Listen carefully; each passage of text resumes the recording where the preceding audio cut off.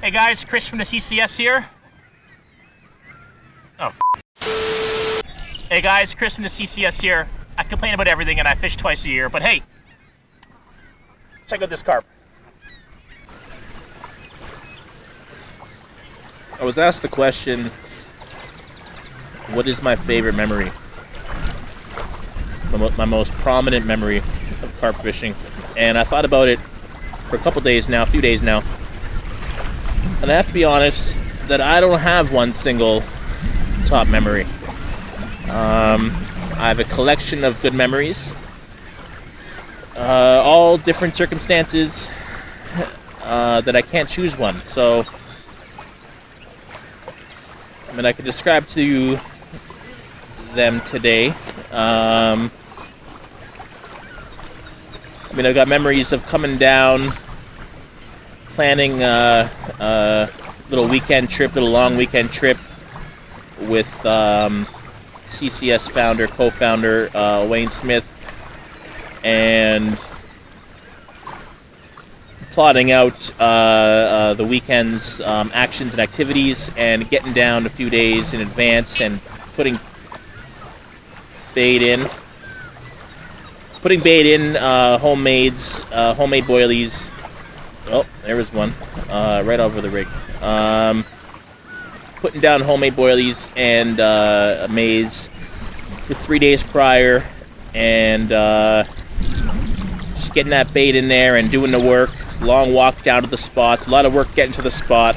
A lot of clandestine approach, very secretive type operations, and doing all this work and sweating my butt off on a 4-kilometer walk in and 4 kilometers out. 4 plus 4 is 8 to those who may be suffering numerical dyslexia. And coming down on fishing day with Mr. Smith, and so when the bait was going in, the sun was hot. It was early summer. I think it may have been the beginning of June. The beginning of July. So you got that heat just cooking my brain and my butt as I walk down with kilos upon kilos of homemade boilies and corn, and sweating and packing in 7 extra pairs of boxer shorts to come and get the bait in. And we get down on fishing day with 800 pounds of gear. Still needed more though, but anyway. And we get through the trees and we get to the water. Birds squawking, birds doing their thing. And we look at the water, and I don't know, 7 a.m. maybe. Maybe later. Maybe it was 9 a.m. And the fog was just still forming and building off the water. And just this mist, this sort of, Kong Island sort of mist where, I mean, the bay we were fishing wasn't even 100 meters across. Yeah, maybe 100 meters across. And we can't see the other side. Just that fog, just that mist billowing off. And we're only casting 40, 50 yards, and it feels like we're casting, to the other side of the planet, because you just can't see everything land because the fog was so thick. And, being close to Canada's biggest city, and yet feeling like, we're on a different planet, man. Feeling like, I can't even describe it. I got too many memories or thoughts racing through my mind. But so feeling this sort of jungle, undiscovered habitat in front of us, and this fog rolling off, and gorillas in the mist type vibe going on. And Mr. Smith gets his rig in there ASAP. And after 3 or 4 days of pre-baiting, kilos upon kilos and billions upon billions of little bits and pieces for them to eat. First fish takes off in less than 60 seconds. It must have been, it had to be 30 to 45 seconds. The first run went out, and we're fishing Lake Ontario. We're fishing a Great Lake, man, and to have the fish in front of you and ready to go so quickly. It was a good feeling, man. The first fish off in 60 seconds. We had consistent action for 2 days. The biggest two fish of the trip, I think, were 27 and 28 pounds, if I recall correctly. So just to have that sort of consistency, to put the work in ahead of time, have the consistency, and to feel like you're on a different planet. Meanwhile, being so close to Toronto was, a good memory, and with such good company as well. It was awesome. What else? The first time I sort of put it all together, transitioning from the steelhead fishing, and it was early May. Maybe it was late May. Yeah, I think it was late May. I was sort of waiting for the steelhead were done, and I was waiting. I think I was waiting for bass to open up or whatever I was doing. I needed to fish for something. So I went down with my steelhead gear, 13-foot noodle rod, and took off the center pin reel and threw a spinning reel on there. Went down to a marina in a Toronto area, and prior to that, I had stopped by a local tackle shop here in the city, and just perusing the aisles, because I like to just buy random stuff sometimes. And I was in there, and I looked at the little carp section they had. I don't know, 3 feet by 5 foot section, not a whole lot of stuff. I'm like, okay, I'll grab a pair of hooks, a pack of hooks, and I'll grab a little pack of ESP fake corn, and who knows, we'll see what happens. And those things sat in my tackle box for like 3 years, untouched. And it came along late May, and steelhead had died down, and I was waiting for something else to fish for. It was too hot for the pike, so I think, I was waiting for the bass to open up. And I'm like, let's give this carp thing a try. Steelhead gear down at Bluffers Park Marina. Stopped at the convenience store at the top of the hill. It's a huge, 300 feet, 100-meter drop from Kingston Road level down to lake level. You go down this winding, for those who don't know, you go down this winding cliff, and hence the name Bluffers Park, Scarborough Bluffs, and you wind your way down. And at the top of the hill, there's a convenience store, and at the bottom of the hill is the marina and the fishing. And I stop at the convenience store at the top, and I get a pack of a can of sweet corn, and I make my way down. And I just sort of, I didn't have high expectations. It was just nice to get some sun and maybe wash some hooks.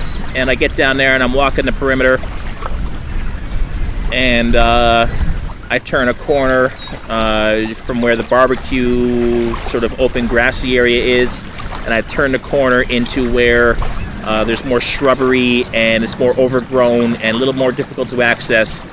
And I had been watching the water prior to making that turn, and I didn't really see much action going on. And I make this turn, and in front of me is sort of a sandbar coming up out of about 6 or 8 feet of water, coming up into 2 or 3 feet of water very quickly.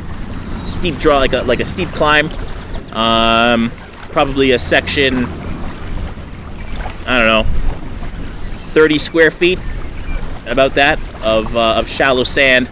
And I'm just sort of walking along this rip-rap shoreline and watching the water and looking at this sand and just wondering, it's a waste of a day, and at least it's nice to just be out and get some sun. And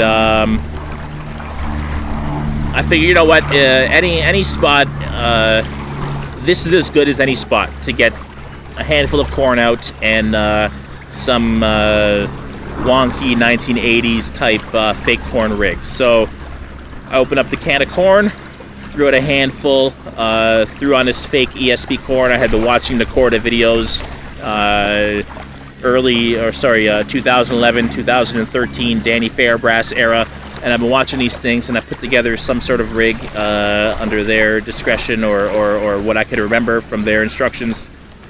And I get this 1/3 of a can of sweet corn out there, and I get my little fake ESP corn KD type rig, something or other, going out there, and I watch for a few minutes, and couldn't have been more than between 5 and 10 minutes, and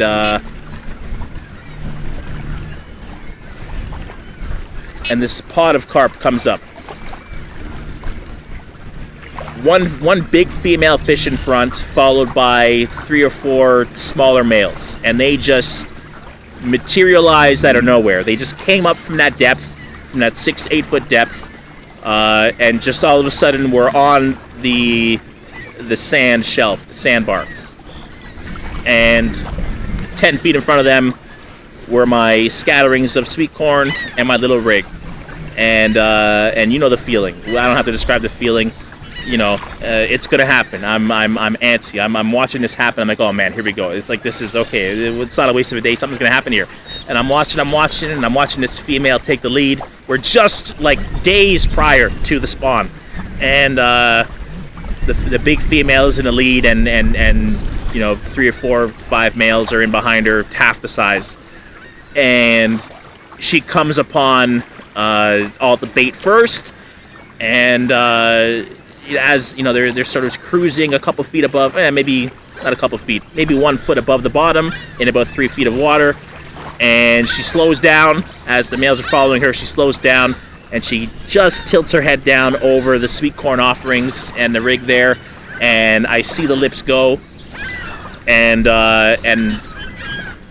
all the little sweet corns on bottom are still there, and the only thing that's missing now is my rig. My little pop of corn vanished, and she goes off, and my drag starts ripping off, and I got my first proper Euro rig, ledgering bottom style KD, all of this shenanigans type carp rig. My first fish, you know, on hook and on steelhead gear, and that fish took me for a ride, and that was a good time. And I remember coming back from that trip. It was hot as hell, and it was so hot I didn't have any water, and I was all dehydrated, and I had like a swollen forehead, and and it was just I was on the verge of heat stroke. And I mean, looking back, it's kind of funny, but thinking about it, heat stroke is a serious thing. So drink your water and stay hydrated. But yeah, kind of nice. That fish turned out to be,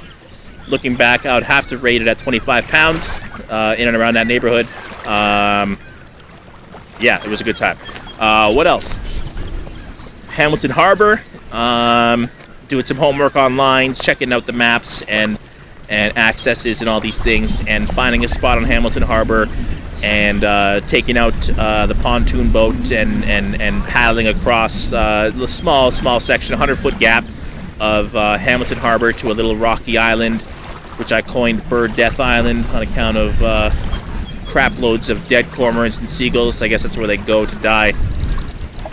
And fishing on this island and catching fish and doing fairly well. My PB still came from that island, but I recall the wife being on the island with me, and she had to go to the bathroom, and there was a porta potty on shore right behind us, 100-foot gap that you had to clear with the pontoon boat. And so I set her up on the pontoon boat, which I had removed the paddles from, and was now, so you're forced to propel yourself with scuba fins. Of course, I wear size gorilla, and she wears size lovely, beautiful, dainty woman. And so the scuba fins didn't fit her. So I loaded her up on the boat. Selfish as I am, you know, wanting to keep the lines in the water and all this stuff, and I put the scuba fins on her feet, and I said, yeah, just hug the shoreline of the island, paddle yourself back to shore, go to the bathroom there, and come back. And you know, it seems easy for me, but if your fins don't fit, you know, you can't steer or propel the boat. So she gets in, she starts going. The waves and the wind are doing their thing, and next thing we know, she's 100 meters out in the middle of Hamilton Harbor and going. And I'm on the east end, the east port side, for those who know. For those who don't, I'm on the far east end of the bay, and she is on her way to Bayfront. She's almost halfway there, and maybe almost 1/3 of the way there. She's out in the middle of the harbor, and she's going to Bayfront, and it's looking to be quite a hairy situation. And she's panicking. Life jacket, of course. Don't get me wrong. We're always wearing life jackets. She's panicking. I'm panicking. I'm about to call 911. I'm not going to go dive in and try to save her because I'm going to drown doing so. That's just a stupid move, and I don't want to see her. I don't want her to see me drown trying to save her life, or not just save her life. I mean, she was safe, but she was going to end up on the far side of the bay. So anyway, she's drifting over to Bayfront. I'm on Eastport. What the hell do? I got the cell phone out, about to call 911. And what do you know? Behind me at the boat launch is the Coast Guard testing out their brand new boat, their brand new rescue boat, which they just happened to buy, or taxpayers happened to pay for. And they were just loading it up at the boat launch. So yeah, we're going to take her for a run and give it a test run and see how she operates. Brand new, spanking new. And oh, hey guys, excuse me. My wife is drifting across the lake here. Do you mind saving her and my ass?